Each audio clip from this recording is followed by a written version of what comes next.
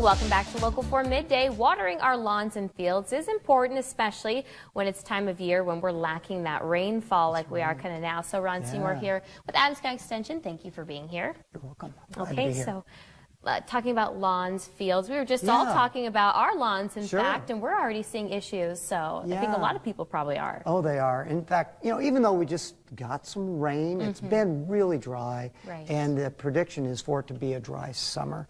And so we have to start paying attention now. And if you've got places out in your lawn or out in your fields where it looks dry, you might first check your sprinklers and just make sure that they are putting out what you expect. And, you know, use some rain gauges, or my favorite in people's lawns is just take a tuna fish can, put it out there in the different zones. And those cans are about 1 inch. And, you know, depending on the type of grass you have, you know, fescue needs 1 inch a week, you know, bluegrass needs 1.5 inches to 2 inches a week. And make sure the zones are putting out what they need. And you may even have some dry spots out there where you have hard soil, like, or have clay soil, doesn't take the water in very well. So amending that with some organic matter can really help in your lawns. And then both in fields and in lawns, checking the moisture before you water is really helpful.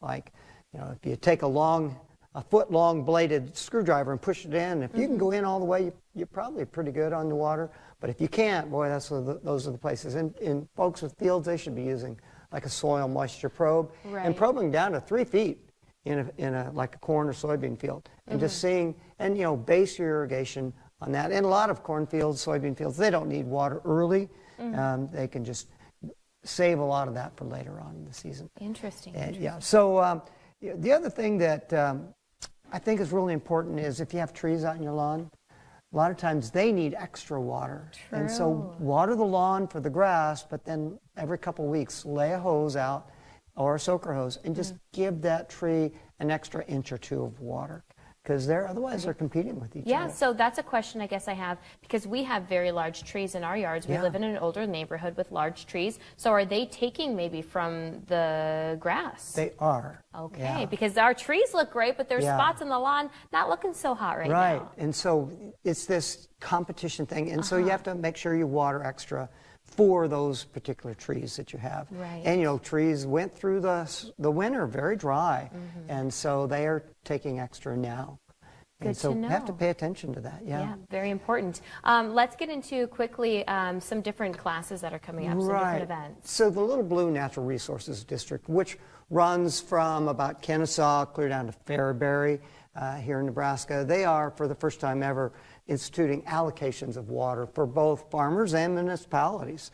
And so 65 inches over a period of 5 years, which on a normal year, that's plenty of water.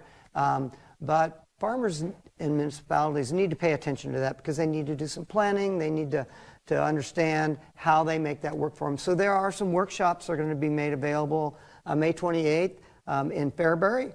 At the 4-H building, 10 a.m. to 1, and then in Hastings on May 29th at the Hastings Museum. That'll be at 10 to 1, and then the last one will be May 30th. That'll be at the community building in Davenport, also 10 to 1. And so great opportunity for farmers and those municipalities that get their water from the same location.